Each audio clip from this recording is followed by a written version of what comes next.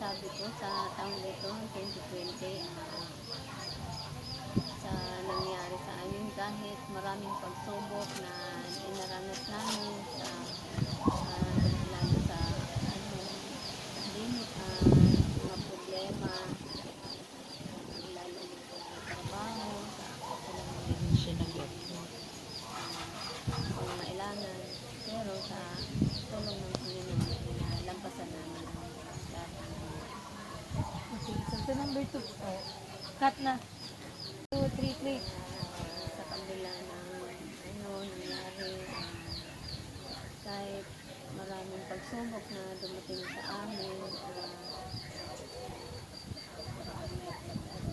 po nakaroon kami konting karamdaman sa awa ng Panginoon, sa tulong niya, ay nalampasan namin ang lahat ng pagsubok na dumaranas. Thank you po. Anong masasabi mo sa taong 2020? Yun na to, nagabos ng mga maski dakol kitang mga pagsubok na ilagian, si Bagyo, perang bagyong surunod, si pandemic, yaw na siya nakasuporta. Dahil niya kita pinabayaan. Sa kabila ng mga nangyari sa taong ito, paano mo masasabi kumilos ang Panginoon sa buhay? Sobra-sobra. Sobra-sobra kung kumilo siya maging sa pinansyal, sa spiritual. Si Claire, sa pandemyang nangyayari, bakong soba-soba ang magtrabaho ka sa ibang lugar, ibang nasyon, na ang iba nga ni halos dahil natin na makaurulit. Pero yaw ng kagurangnan para supportan siya sa iyang pagpupuli dito. Kung ano si gabay niya, kang banla Diyos, si pagpasiring duman ni Claire, yun man si paggabay niya, si pagpupuli dito. Rinayo siya sa man na mga pandemya, anong mga virus na yaw mo siya nakasuporta. Sa kong pamilya, bako lang sa muya, sa tuyang mga katugangan, sa gabos. Dahil niya kita pinabayaan. Salamat po, Ante. Ano pong masasabi mo sa taong 2020? Hay nako. Masasabi ta na talagang kadako kitang inagihan. Lalo na ini yung nagkaigwan ng lindol, nagkaigwan ng bagyo, lalo yung pandemic na ini yung talagang naging bagang pagabat sa satuyang pagbuhay. Yaon din sa mga nagkahilang. Sinanay sila sa pisitati ng ospital. Surunod-sunod dyan sa ospital. Talagang bakong subasuba. Talagang sinasabi kang may mga dating pagsubok. Pero naman, alam ta na mga pagsubok na iyan, nakaplano naman gabos yan, kang kaguranan. May rason siya kung ano-tao ka ini, nangyayari. Ang mga kadako lang ba mga tao kang nakakalingaw na sa Diyos? Kasi siyempre kayo po pamation, tapos dahil papamation, dahil makakagilam-gilam sa Diyos ang tao. Oo, nganyan, na talagang araw na kanina matiyan niya, gutom. Siguro naman mga tao, marami na sa Diyos. Tamayo naman iba talagang no choice talaga. Diyos talaga ang ratakapitan ninda. Bako lang ninda, kita gabos. Pero aram ta naman na ang Diyos dahil nagpapabaya sa sayang pangako. Nyaon siyang permi dyan. Talagang dahil na kita papabayaan. Yan sinasabing, wala lang. Kapit. Basta mag-focus kita kay Lord. Mayang imposible na daita yung kakayanon. Kaya, ang Diyos talaga ang dapat ang pagkatiwalaan sa gabos ng mayong iba. Siya lang man talaga. Ano man gibuhon ta na kung mayo ang data kay ibang Diyos, data man ni kaya. Mayo kitang kakayahan. Kung sa pangsadiri tala, mayo. Diyos talaga ang kaipuhan ta. Diyos ang kaipuhan ta. Kaya sa iya kita magtiwala. Ano ka? Sa kabila ng mga nangyaring ito sa buhay mo, paano mo masabing kumilos ang Panginoon? Talagang kumikilos ang Panginoon. Dahil kung mayo ang Diyos, baka ang gabos ng mga nangyayari, siya nagpo-provide sa mga pangangaiputan. Sinanay na lang sa si tatay kan ma-hospital. Talagang mayo kaming kaput, maski ano. God will provide talaga. Tama. Kaya sobra-sobra talaga ang pag-umaw ko sa kagurangan. Dahil talaga kung mayo ang kagurangan, mayo kitang magiginibukong sa sakayahan talaga. Kaya, in Jesus' name, Amen po. Amen. Praise God. Okay na. Ano pa? Ano mo po masasabi? Ito ata. Sige na, go lang. 1, 2, 3, go. Anong masasabi mo po sa taong 2020?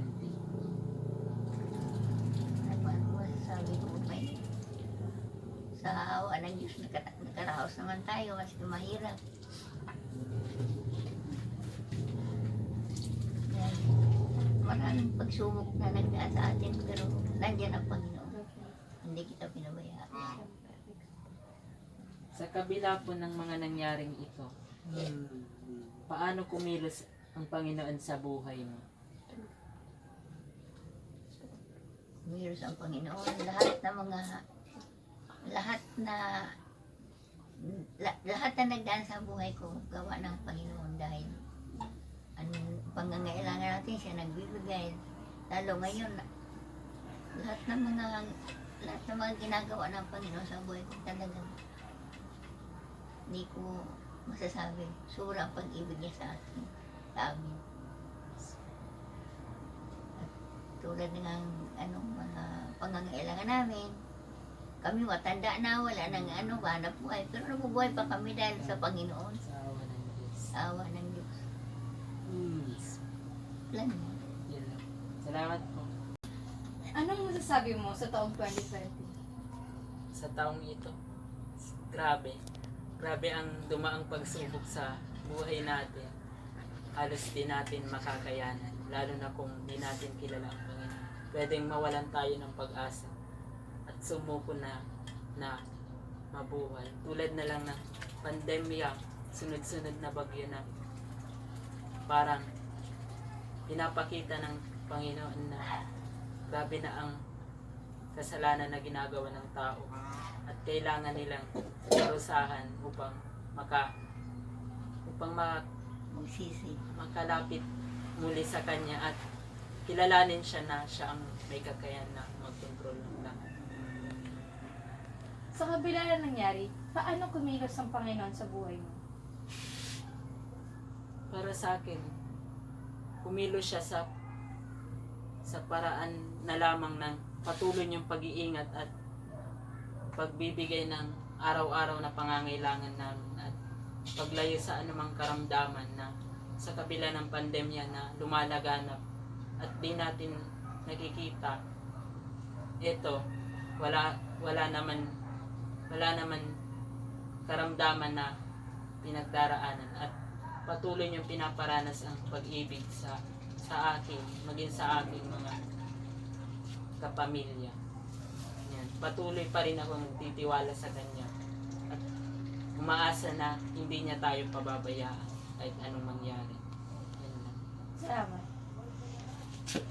Anong masasabi mo sa taong 2020? Sa ngayon, ang nasabi ko sa taong 2020, grabe ang mga naranasan natin ngayong mga kalamidad, lalong-lalo na itong mga bagyo. Ito pang pinakamabigat, itong COVID-19 na lalong nagpahirap sa ating mga Pilipino, hindi lang sa ating mga Pilipino, buong bansa na ito ay hanggang ngayon pinoproblema pa rin. Lalo na nga ngayon, meron na namang bagong nag-mutate na virus na baka magkaroon na naman tayo ng ano ba yun, yung lockdown. Lalong grabe yung nangyari sa ating lalo sa ating community, sa ating pamilya, mga kahirapan na naranasan. lalo na ng mga dumaming bagyo. Eh galing pa lang tayo sa COVID-19 na nagpahirap sa atin. Eh, hindi na bulaba tayo ng tatlong bagyo ngayon. Kaya grabe. Pero, talagang kumikilos pa rin Panginoon sa atin para maibsan yung mga kahirapan na nararanasan natin. Sa kabila ng nangyari, paano kumilos ang Panginoon sa buhay mo? Sa akin, kung paano kumilos, kahit tayo dinaan nitong mga kalamidad na ito, lalo na yung mga bagyo, may dumaan pa nga ng lindol, itong pandemic na to, kahit paano nakakaraos tayo sa pang-araw-araw, pagkain, minsan may mga tumutulong din. At saka hindi lang naman yung sa material o sa sa spiritual, lalo akong pinapalakas dahil na rin sa mga kapatid natin, lalo pastor, sa mga kapatid natin dito sa na sila ang nagbibigay ng spiritual guide para maging malabanan ko o ng pamilya ko ang mga nararamdaman na kahirapan sa aking sa pamilya. Kaya malaking pasalamat ko lalo na sa mga spiritual na naibabahagi sa akin sa ng ating sa community dito sa ating simbahan. Kaya yun, malaking pasalamat po sa ating Salamat po kayo na.